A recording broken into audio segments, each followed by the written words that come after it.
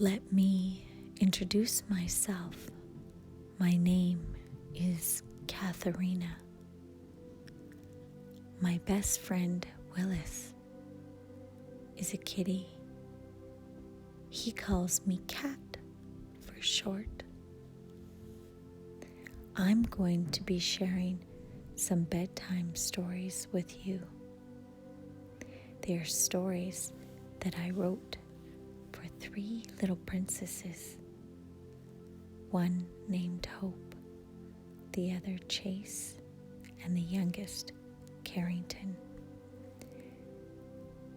I will include some pictures and some videos of my furry friends for you to see, but not until after you sleep. For now, it's time to curl up under your covers and snuggle with your favorite stuffy. Take a deep breath and begin to feel your eyelids getting heavy. My kitty Willis has helped me write these stories while I sat by the seaside in Spain. Willis was an amazing co-writer and gave me many ideas. Over time, I'm going to share my stories with you about little Willis, Nathan Mouse, and their adventures. It all begins in the countryside near the mountains in the heat of summer. Our first story is called Whiskers. Now, before you get settled in thinking that this is an adventure about just a cat named Whiskers, I think you should know it is in fact about a very unique family of mice. It all started in a quiet town called Littleville.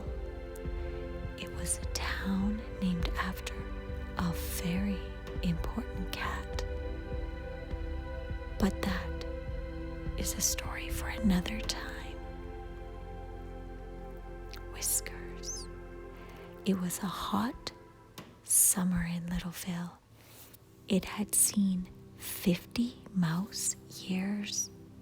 In fact, it was so hot that the river at the edge of town had receded back, and the mice were forced to dig a whole new systems of water tunnels to keep the town fresh and watered and green.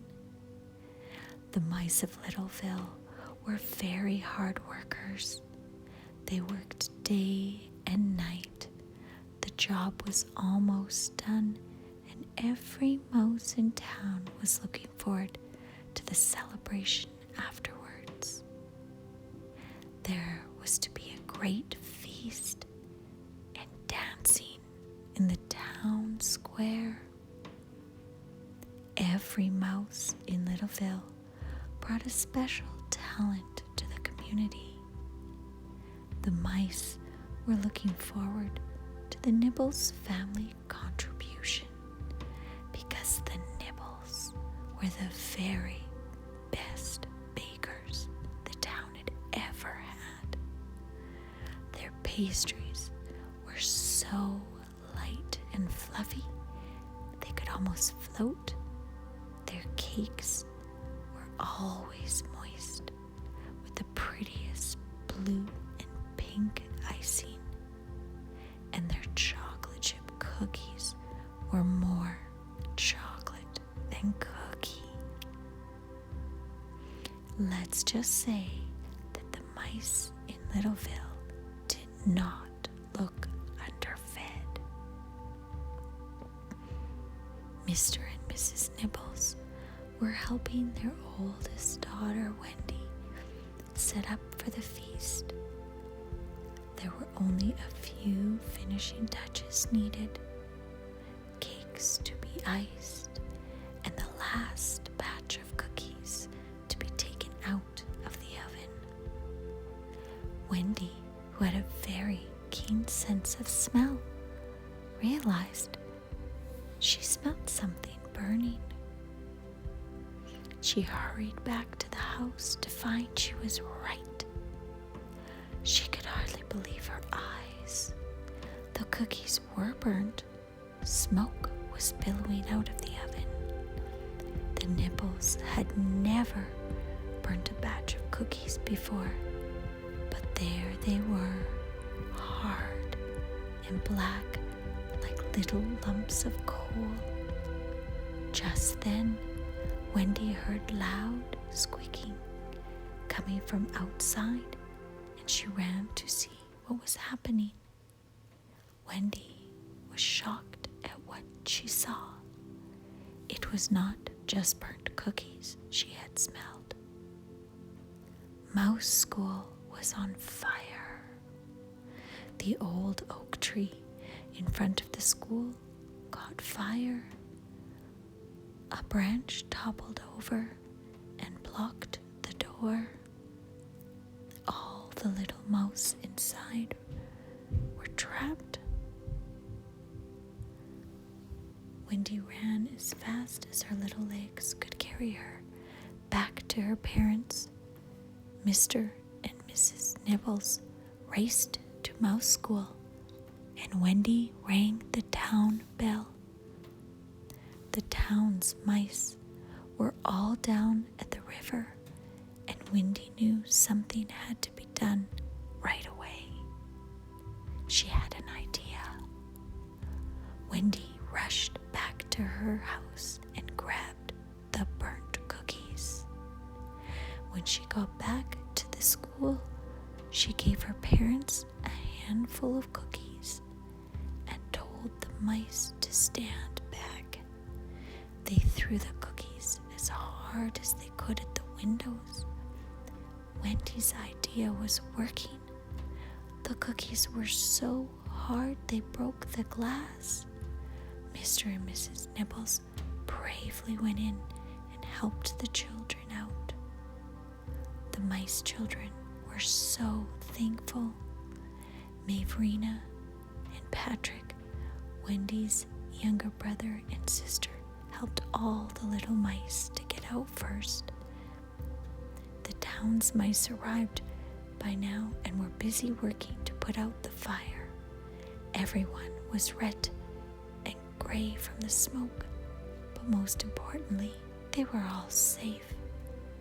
Tonight, they would be celebrating a lot more than the new water tunnels. It was 6 o'clock and time to start the festivities. The Nibbles had not yet arrived, and the celebration could not begin without them. Mayor Nathan went to see what was keeping them. When he arrived at the Nibbles' home, he found the family waiting outside for Wendy. She was taking a very long time to get ready. "Please hurry, Wendy. We're all waiting for you," said Nathan.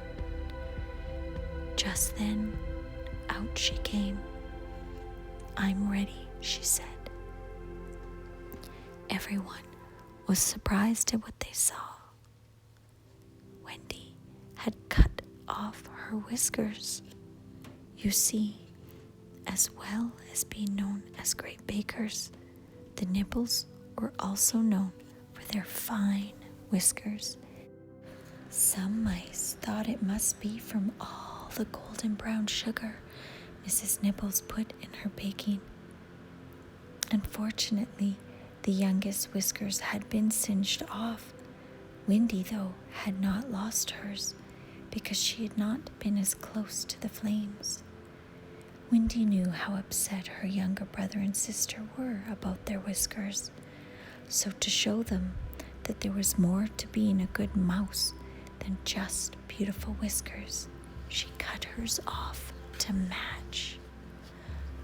No one in Littleville ever mentioned that night that they noticed the Nibbles had no whiskers. The only words spoken that night were those of great thanks. The mice were so very happy for the batch of burnt cookies.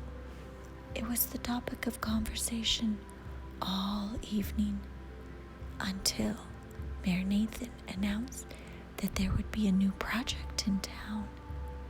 Mouse School. It would need to be rebuilt. That meant that the Nibbles would be busy again, baking when the school was complete. The mice danced and ate until the last bite of food was gone. Wendy was happy. She knew there would be no more burnt cookies next time, and by then their whiskers would have grown back as long as ever. I hope you enjoyed reading about the friends and the adventures that they've had. I hope you have a good night. It's bedtime now, and time to dream of new adventures. Little Willis and I say good night.